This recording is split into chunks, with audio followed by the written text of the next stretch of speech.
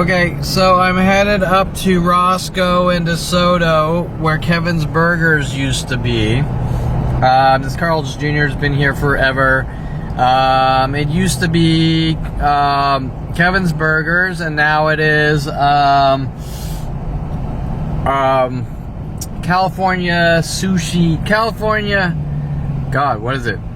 California Sushi and Teriyaki, I think.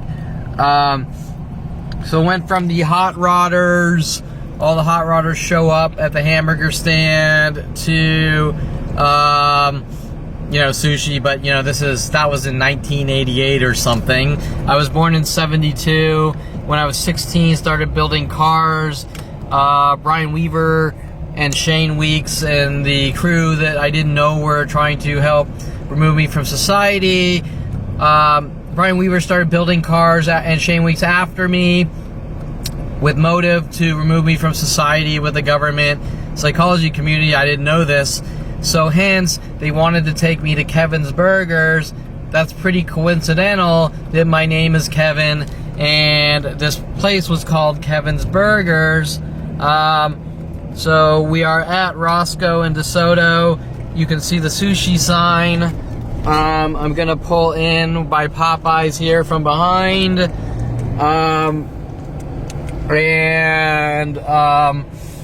Kind of explain things to you. We used to come here every Friday night. We would work on our cars, and then the hot rod street race crew would come here. And then after this, a lot of them would leave and go to Mason and Nordhoff and street race. And I'll go there after this. I'm at where Kevin's Burgers used to be. I figure, what the hell, let's just video it for history's sake. It's been a long time. There used to be a bar here, I think. But this isn't Kevin's Burgers. This is the backside of Kevin's Burgers, where we used to go. Lots of laundries here, I see. Casa Tequila, I have no clue if Casa Tequila was around. Now this is where Kevin's Burgers was. Here, all of this is where the hot rods used to show up in this parking lot here. All of this looks similar. Now Kevin's Burgers is now Sushi Teriyaki. So I'm just gonna get out, why not?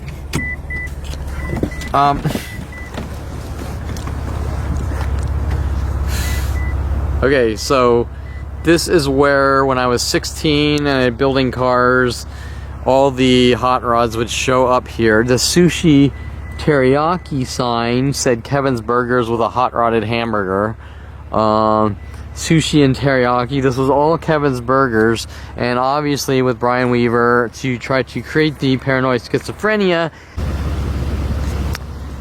So this is the lot where everyone would show up on Friday nights, and they'd pull up with their hot rods. Everyone would try to hustle everyone. Hey, I don't have nitrous. This is just a stock motor. All that. They would plan their street races. They would go here to Mason and Nordhoff, I think. Nordhoff and Mason, and they would street race by the train tracks, which I believe are gone.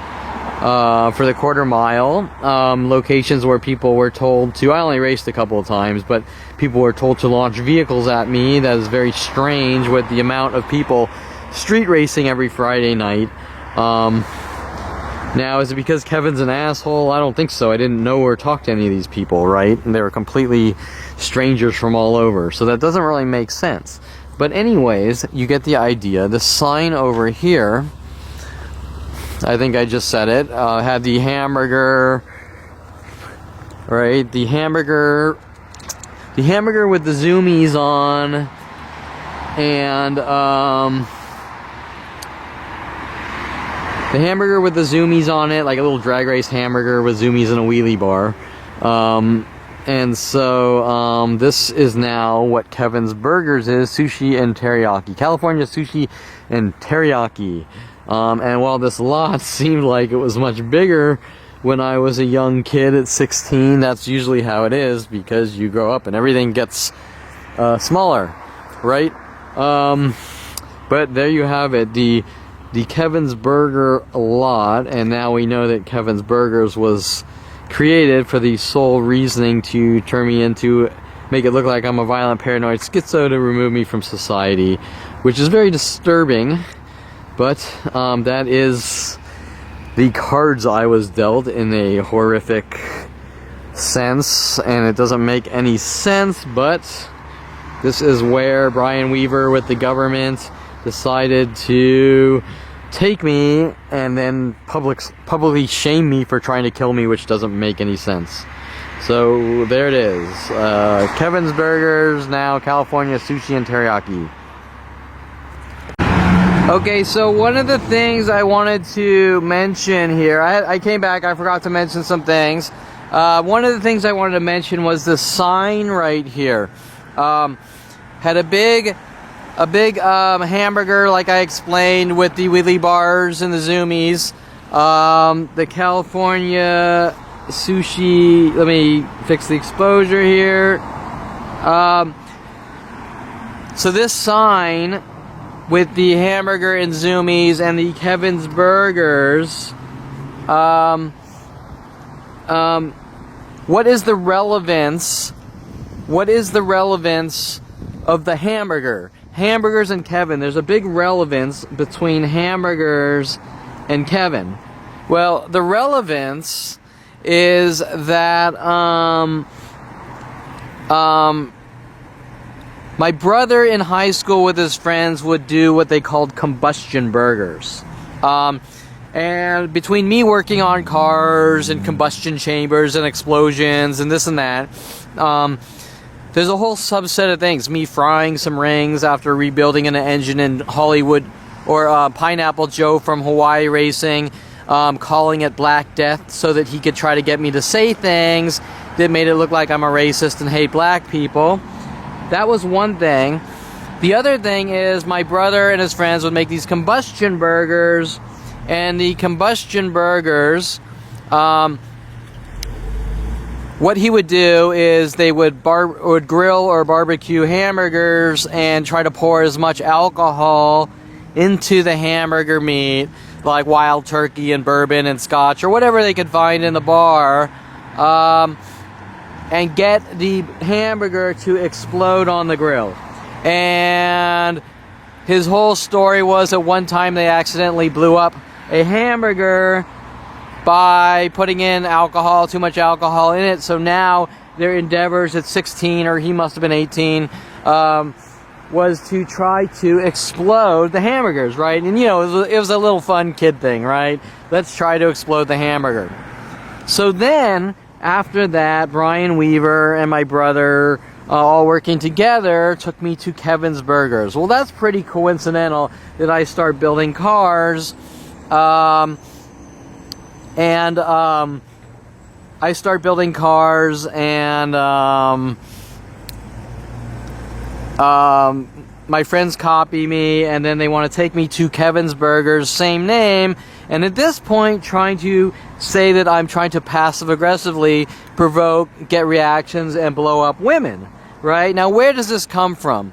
Well, this comes from things like Corey Bixby asking me to drive her home, absolutely nothing happening, and everyone told that I somehow did something to her, and her being really angry afterwards and treating me like shit for no reason at all. Now, you're gonna say, well, maybe there was some kind of miscommunication. Well, I can't imagine what this miscommunication could be, so much so that restaurants name themselves Kevin's Burgers, and entire cities come with their hot rods to Kevin's Burgers to try to rid me of the world.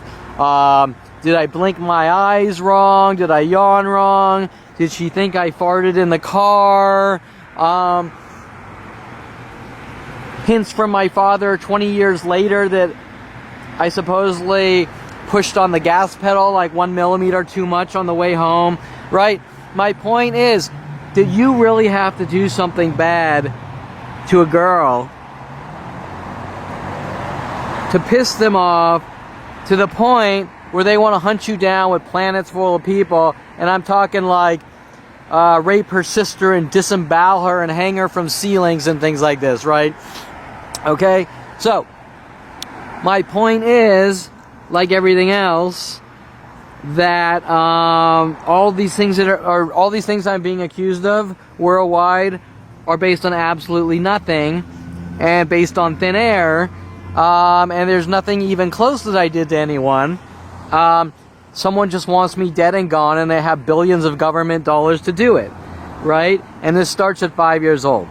Okay, so I wanted to explain the connection between the hamburgers, hamburger stands, hamburgers, cars, combustion burgers, Kevin thinking women are like hamburgers and trying to blow them up. And then, most importantly, this all seems to stem from a paper I wrote in 10th grade. So this has to do with Mr. Baylor, my 10th grade English teacher and auto shop teacher. And Mr. Baylor didn't like me writing a paper that was synonymous with cars and women and curves, as using cars as analogies for women in my English class. Hence, the relationship between porn stars, using my life, naming their names around my life, and things like that. For example, Chasey Lane most likely was getting personal information for her name. Taylor Wayne, Mason Moore, which you'll see in a second, and tons of other women who are mad at me for having some writing skills in 10th grade, and wanting me dead and gone for this, right?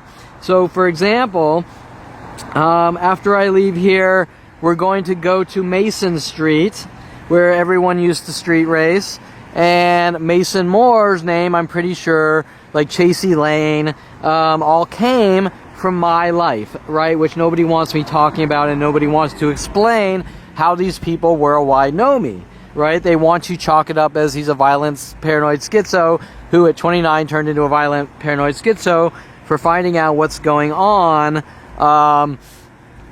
and you're imagining it and you're dead for finding out, right? Which is strange. And my mother mad at me for having writing skills, some okay writing skills, and her sabotaging my life, especially in sociology class with a paper and wanting to rewrite a paper for me, setting me up and framing me to look like I'm a plagiarist and things like this. Okay, so now we're going to leave California Sushi and Teriyaki, which at 1988 was Kevin's Burgers, where I was brought with Brian Weaver, Shane Weeks, Tom Hoax, the high school crew, with these paranoid schizo tactics, try to make it look like I'm a violent paranoid schizo who conforms to things and passive-aggressively, in anger and rage, supposedly tries to provoke, spin, get reactions from women to get them to burst out in anger and rage. All fictional writings, most likely with people like Darren Moselle, my brother's friends, to the world to turn the entire planet against me. Me supposedly thinking women are like combustion burgers, and things like this, where you're now going to head to Mason and Nordhoff, which is right up the street here where we used to street race.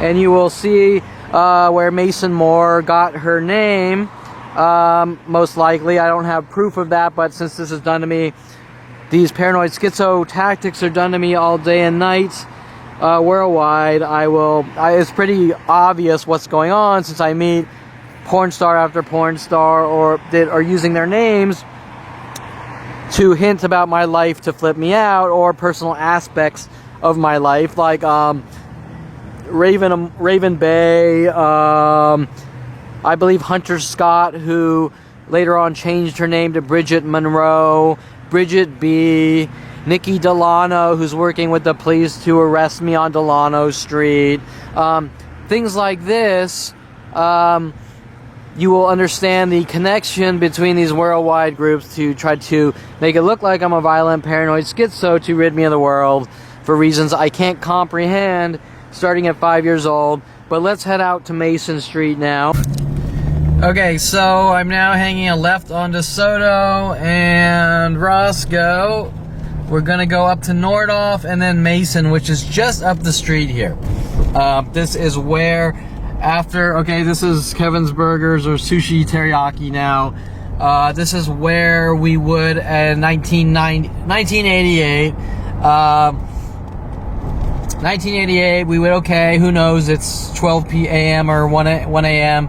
Everyone would leave after schmoozing everyone over. Hey, my car's stock, race me for $100 or whatever. And they would come up here to Nordhoff and Mason. Now, Nordhoff and Mason has changed a little. At the time, there used to be railroad tracks where it ended, just past Nordhoff, making it a really good quarter-mile race track, so to speak, except for the part where there's a light at the end and there's no shutdown time, or if you run a light, you're pretty much a dead man. But anyways, this was back in 1988. Half the valley was showing up with building their hot rods or showing off their hot rods or classic cars, which are back then they weren't really classic cars. They sort of were, like you'd have a 1968 Camaro in 1988, but you don't see much of that anymore, right? My point is that today's era can't really understand or comprehend if they're gonna throw judgments about in 1988 things that were going on in 2018. Well, it's a whole different era with a whole different mentality because those 1960 cars no longer exist, right? Okay, so anyways, I believe this used to be Miller's restaurant right here, which they used to harass me for some reason. This is Nordhoff right here. So you can see it's pretty close. I'm hanging a right on Nordhoff. And then Mason will be coming up, which goes all the way down to Ventura Boulevard. But it used to stop at some railroad tracks. And everyone would that's where the races would start, at the railroad tracks. So let's go down here. So now remember, in 1988, this was pretty industrial. There was a few warehouses with some trucks. I think maybe even a Gemco, which most people probably don't even know what I'm talking about when I say Gemco. The youth anyways, will have no clue what a Gemco is or was. Let's see. And so this is Mason. This is Mason Ave. Now we have a Colombian cuisine. This right here was very unoccupied, I guess you would say. All these buildings were very warehousey. It looks like we still have the railroad tracks. But the road stopped here. There was no road going through. This road ended. This building right here to my left, 9120, is kind of where everyone stood in the lot watching the races. And the street ended right here by these train tracks. I'm kind of looking for a spot to park here, but I don't see one. So I'm gonna find a spot. So remember to park. Remember that these train tracks right here, this did not go through. This street ended right here.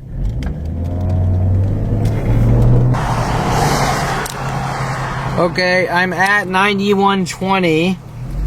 And interesting enough, the company here now is North Star Moving Corporation. Now, I don't know if this has any correlation to people following me everywhere I lived my entire life saying you better move or we'll kill you, which also relates to movies. But that is an interesting kind of fact I just noticed.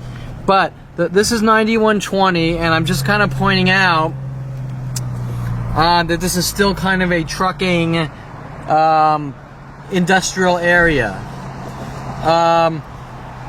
This is the spot where everyone kind of waited or watched the street races.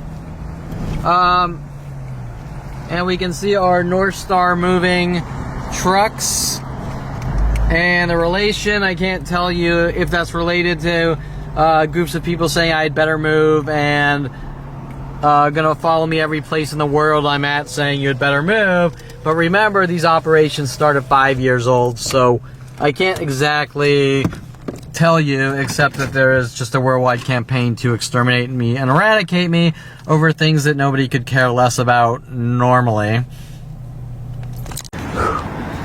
Okay, so we are at 9100 Mason Street. This is 9120 where everyone stood in the parking lot just watching the street races. Okay, so I'm here at, I guess, at the time I think we all called it like the end of Mason. Here are the railroad tracks. This was all closed off. For example, there was like bushes and a fence here, right? So what that means is that because there were bushes and a fence, nobody really drove down this street, Mason, because as you can see, even though it's crowded now, back in 1988, this would be our quarter-mile strip.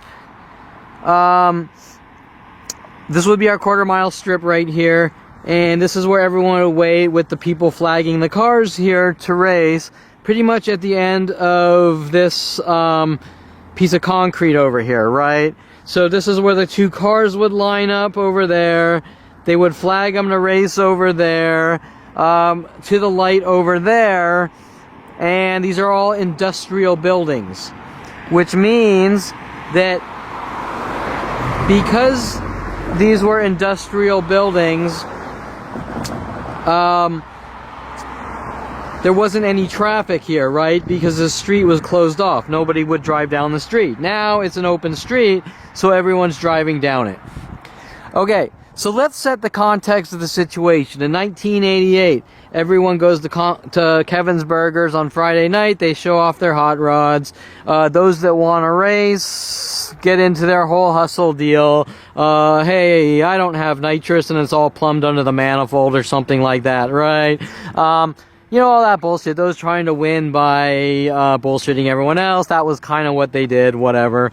I was just some 16-year-old dinking around with this car, rebuilding my 305 with higher compression pistons in my Trans Am, building I think it was a stroked 460 for the Trans Am, which Pineapple Joe then wanted to do a bait and switch with a blown Hemi I was going to detune, which came out of a front engine dragster, which I was going to detune into more of a closer factory Hemi, but with a blower. Things like this that my family was taking out of proportion and making it look like I'm an out-of-control crazy person. Okay, so, that being said, hundreds of people every Friday night would show up here to the end of Mason. Those that wanted to race would race, and those that wanted to watch would be here at 9120 in this, whatever this was at the time. It was possibly a trucking building at the time, in this industrial area. Now, once in a while the cops would come by and break it up and everyone would scatter and then come back the next weekend, and obviously it was kind of the thing, and the cops kind of knew, you know, these are just people showing off their cars and having fun, but we're obligated to break it up. Not the type of things that people are hunted with billions of government dollars for, right? People just being people. And remember, in 1988, this was kind of the thing to do. Bob's Big Boy had the hot rodders showing up and many other hamburger stands.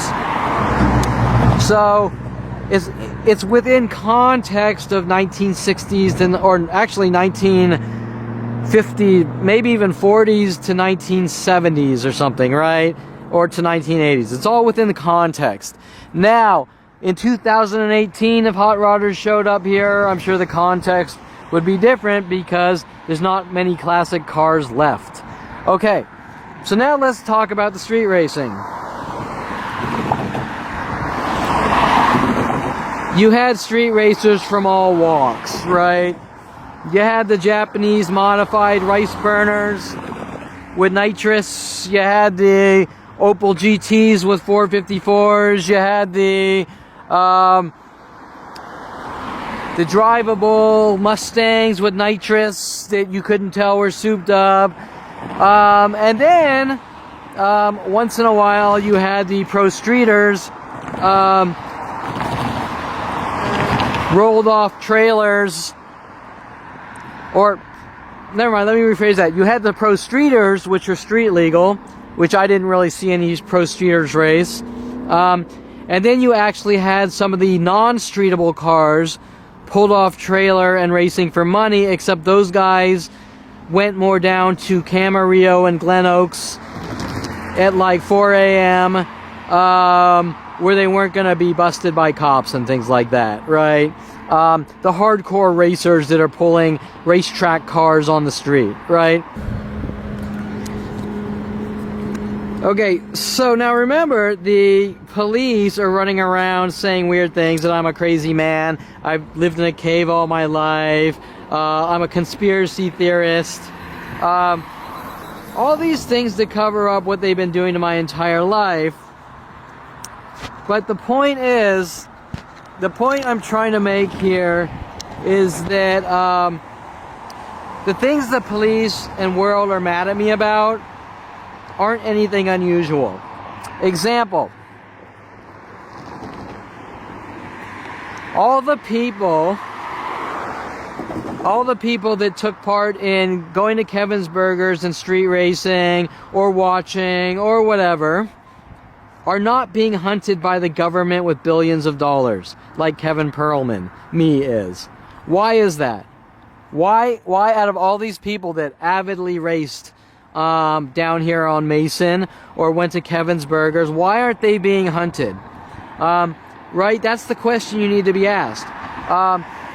My family with the police and government are saying that I'm an out-of-control monster who is a danger to himself or others, but all the people that mostly street raced, they don't care about. Now, did I street race? I'm guessing I street raced about twice. I really didn't have that fast of a car. I had a 1985 Trans Am. I pulled out, modified, rebuilt the engine, modified it. Maybe 350 horsepower, I think. Probably not even that. Nothing compared to the other cars. One race, I raced Brian Weaver in his 454 red and black Chevelle, which is a no contest because a 305 like that without nitrous or anything isn't going to compare to a 454, which I have a whole story behind Brian Weaver intentionally blowing up the engine with nitrous so that he could tell his family lies that the engine went bad. So I raced Brian Weaver and I accidentally ripped the shifter out of the car, which was kind of funny, and put in a new shifter.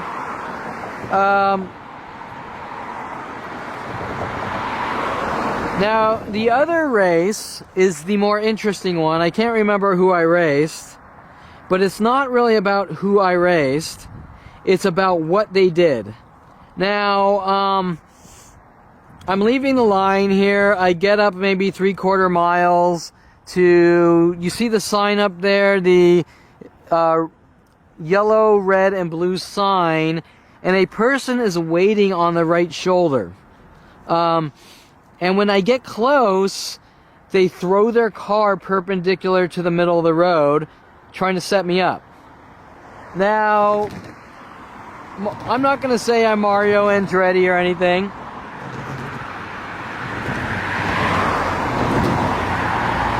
But I'm not going to say I'm Mario Andretti or anything, but at the time, I managed to sort of throw my car, the rear of my car sideways and managed to slide around him, and I was pretty damn lucky.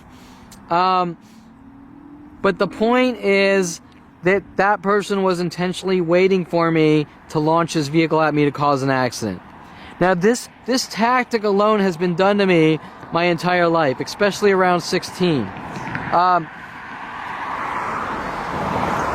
A lady in the Honda on Ventura and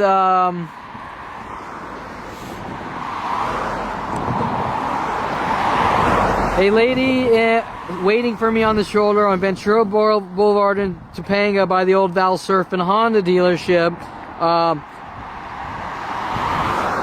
threw her car at me perpendicular to the road and then got out after causing an accident, yelling that I tried to kill her around this time, showing that that wasn't an isolated incident.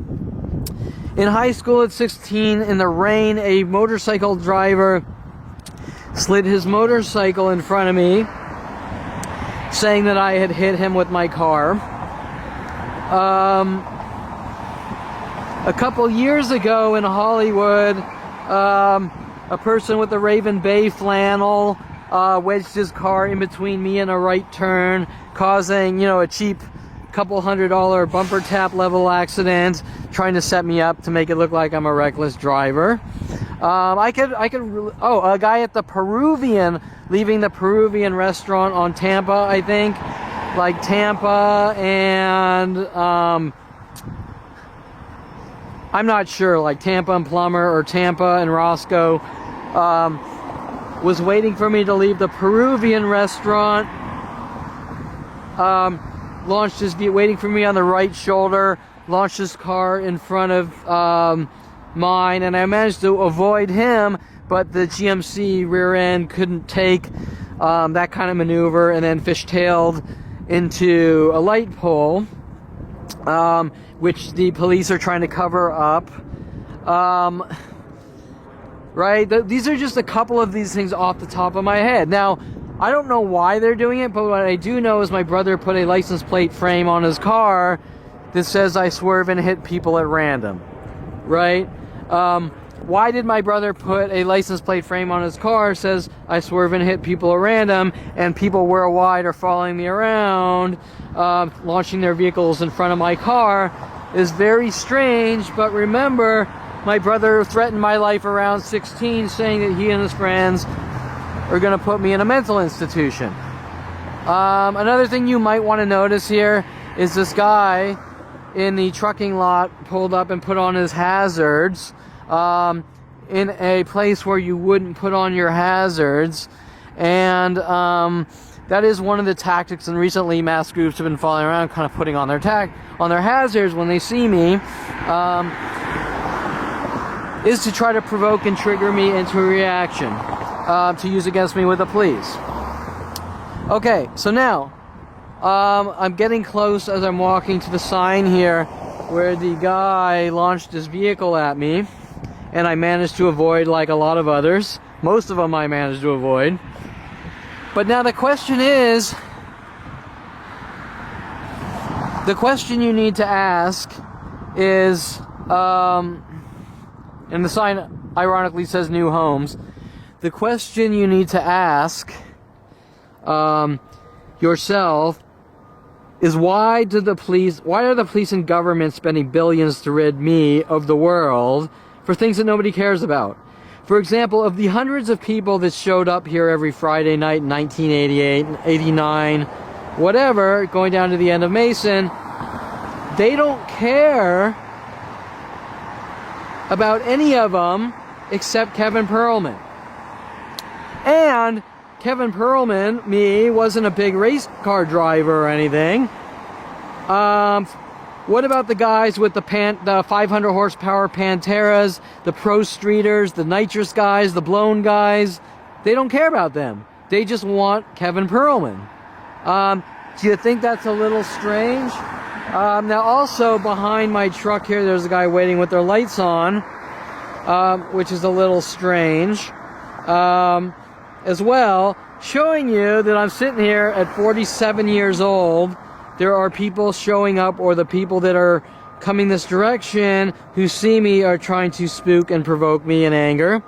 But the real question is, let me give you an analogy. Let's say you go to college. Let's say you go to college and you smoke weed a couple of times, and the government is spending billions of dollars to hunt you down and kill you or rid you of the world because you smoked weed a couple of times in college. But they don't care about the Colombian drug lords or the crack dealers or the cocaine dealers or the amphetamine dealers. They literally have a worldwide, you are an enemy of the state. Why? Why are you an enemy of the state? Because you smoked weed a couple of times in college, right? So, would that be a little strange to you? You smoked weed a couple of times in college, and the government is investing billions of dollars in hunting you and eradicating you or killing you because you street raced a couple of times, which is equivalent to speeding, or you smoked weed a couple of times in college, right? So, do you really think that this is about out of control driving and Sean Dinsey running around? We're watching you because of your driving, because at 16 you showed up to Kevin's Burgers at the street races and you raced a couple of times. Do you really think that this is about that and Sean Dinsey's Jew hate lies, looking for any angle or reason to hunt me down and have me killed? It's more looking for any reason to have me killed or rid of the world, right? So the point is that all the things that are being done are based out of we don't want you talking for what you know, right? We don't want you talking for what you know or for the things we did to your life. That is what this is really about, right? Nobody gives a shit about all these street racers that were being people in 1988, cruising around, just having some fun. The police didn't even care at the time. They just kind of broke it up. So, why is it that out of all the people street racing with the real hot rods, the pro streeters, the non-streetable cars being trailered off trailers, why are they exerting absorbent amounts of time, energy, money to have people launch vehicles at me to try to make it look like I'm a reckless driver and things like that? Wouldn't you find that a little strange? Anyways, that's pretty much it as far as Kevin's Burgers, Mason, the adult industry, women like Chasey Lane, who was told to sit next to me in first class on an airplane, claiming that I did something to her when walking off the plane behind her when she was sitting a couple seats across from me. You know, things like that, right? All the porn stars and women involved with Mr. Baylor, my writing teacher, Nikki Delano, Tia Cyrus, Daniel Derrick, you name it, what is it that they're so angry about? Because I can't figure it out. And I haven't done anything different than anyone else, except now you kind of understand how Kevin's Burgers was used to try to make it look like I'm a violent, paranoid schizo, attacking people, trying to make people mentally ill, and things like this. None of which exists. It's all government. It's all government propaganda, fabrications, and fiction, because the government doesn't want me talking about the things that have and still are being done to try to make me mentally ill, to remove me from society. And I can assure you, it's not about my driving skills, which are pretty damn good. It's not about me 16 going to Kevin's Burgers and street races. These operations start at 5 years old, with my father showing me the movie Wizards and trying to have my brother and people reenact parts out of movie scenes called street theater. You try to flip me into a state of paranoia or mental illness to remove me from society based on government flagging operations. We're going to label you at 5, flag you, and rid you of the world for reasons unknown based on government fear. But more importantly, the type of government fear that Adolf Hitler had, exterminating the imperfect or Jews. The same fear that racists had, enslaving black people and not accepting black people. The same kind of fear which has been going on my entire life. Somehow I'm a danger to myself or others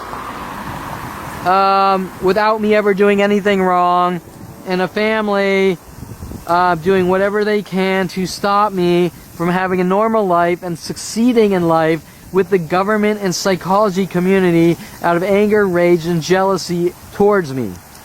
And that's really what all this is about. It's not really about anything I've done wrong. At this point, finding out at 29 what is and has been going on is about what I know, and them not wanting me to talk while they try to remove me from society since 5 years old. Okay, so just some tidbits I should have added while I was down there and I'm leaving. One of the things I forgot to mention was my father, when I was building my car, my Trans Am and cars at 16, got angry. And so he went out telling the world that I stole $10,000 from him to build these car engines. Well, no, I don't want to say like a car engine. Because he didn't like the fact that I was working on cars. So I worked at his office, filing in his file room till my fingers bled, which he asked me if I wanted to work for him, showing that I'm a really good person, and that I believe in capitalism and making your own money to do the things you want. And when I made enough to buy and work on an engine for my Trans Am, my father got angry with the rest of my family, telling the world that I had stolen $10,000 from him. So if you want to understand kind of the dynamics behind what my family is doing every time I try to do something with my life to try to make it look like I'm a criminal with the police and government to lock me away, you get the idea. By me being a really good person and learning how to build cars,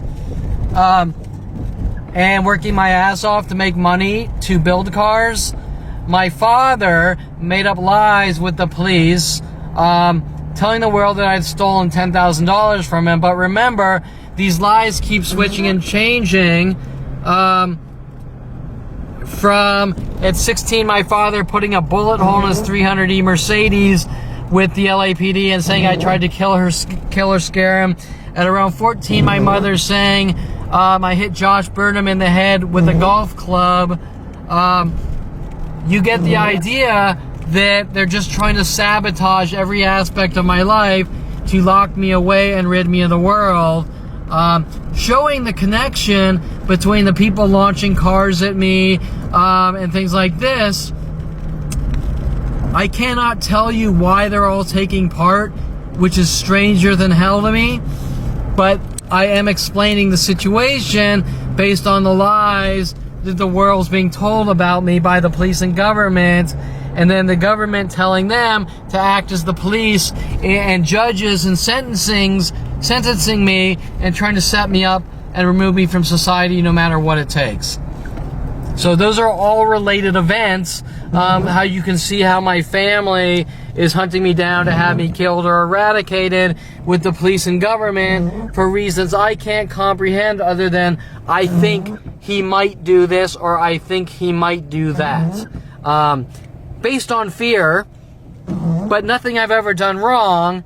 But you can have the same argument like, I think that guy's black and black people are evil, so we need to rid them of the world, or I think all Jews need to die because Jews blah blah blah, or I think Kevin Perlman, his kind, needs to die because I think this or that. It's all the same argument based on something that Adolf Hitler would do, but remember that this isn't Adolf Hitler, this is the United States government of America with my family and worldwide support since 5 years old. So my point is that these kill operations or eradication operations based on flaggings are done to people in the United States to off them based on I don't trust you, things like that, right?